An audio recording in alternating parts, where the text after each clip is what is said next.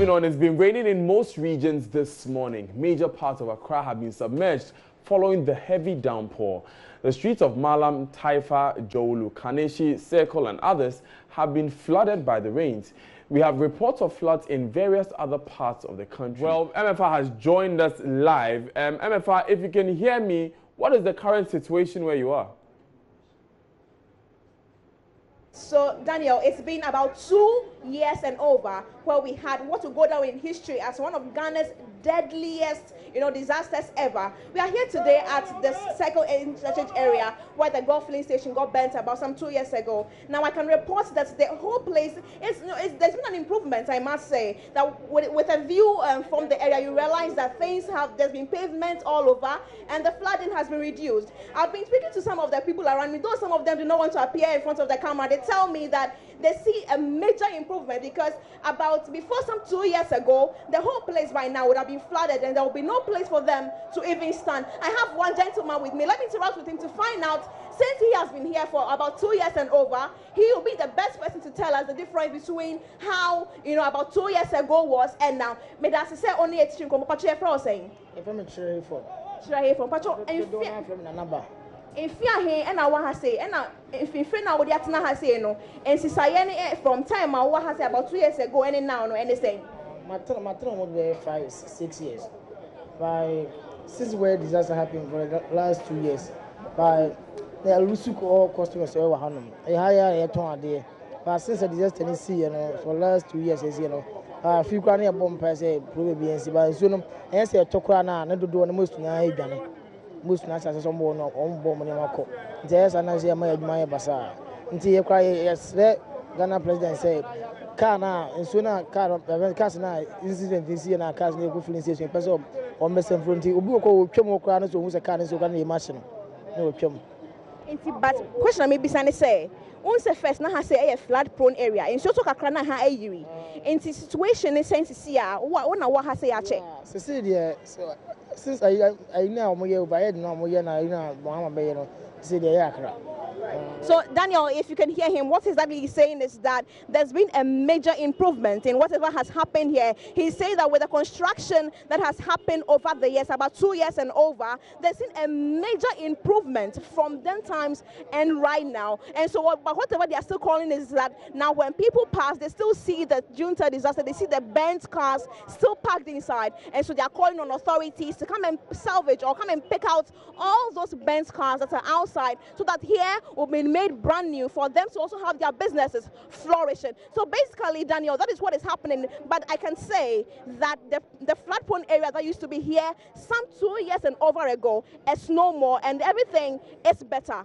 Of some parts of Accra which were flooded. Now, as you can see, there are some cars finding it difficult to move as they navigate their way through the roads. Now, from what we learned this morning, the roads seem to be the most affected as they were carrying the waterways. The situation usually is that if the drains are large enough, the water is able to just spill into the drains and it's carried through. But you find most of the roads flooding, engineers will tell you, because the drains are either choked and so the water moves from out of the drains onto the roadway itself, or sometimes there are no drains at all, which means that the road will have to act as a drain. Or sometimes the drains are too small for the volume of water that moves along that carriageway. And so you find that the road has to play the role of the drain. Right, so that's the situation in Accra. Let's go back to Kumasi, the Ashanti region capital, where Erastus Asaridonko of Love FM has joined us live. Erastus, we can see from the pictures that it's quite a serious situation in some parts of Kumasi. How widespread is the flooding this morning? I must say that aside the areas that we do have perennial areas, there is so much flooding in there, so much water. People are trying to scoop water from their rooms at the moment. When you go to Moshizongo and other parts of Kumasi, Angomaso and its environs, we are also having a bitter situation there as well. Let me speak with some of the residents, some of whom have been staying outside for some time. Let me find out from this gentleman. Boss, saying, By Ojidi on a namu president, we Ojidi on Mubri, so by Yamaye. Your Hine Tomano, or by Yamaye Dodo. The bonfire say, Manin Chakra, soon to a neighbor fossil, too much. Or my Bridging a Cosra and sooner high or Hanmobile. So more different beyond some from a boy, oh Yamimu. We say a Trabaman, and what my card and be card will be beer or me, but it is swim animal to me send will be no money.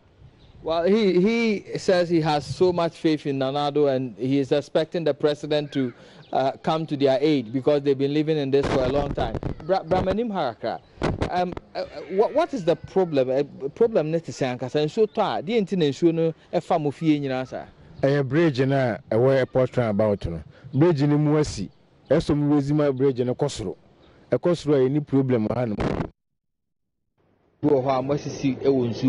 don't think my problem way back. And also, no crepa to the already won't soon, no, Umbudaning. No, I'm probably before from young continent. Why do we have water flowing into their rooms? He's saying that there is a bridge at the airport roundabout, and that bridge is very weak, it's narrow, and that is why the flood waters overflow and enters the various houses. He's also telling me, confirming to me that indeed there are some houses that are built in waterways or water courses, and so if engineers come and they think they should pull them down, they are ready, they should pull them down and find another place for them to stay. So we have similar situations this morning across the city.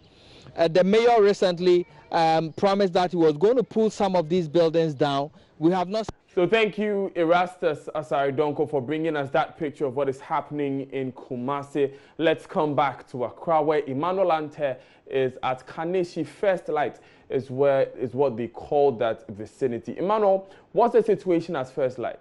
Daniel, I can tell you for a fact that at least for now, the situation is subsiding a bit. Earlier on, information I gather here indicates that the whole place was filled up.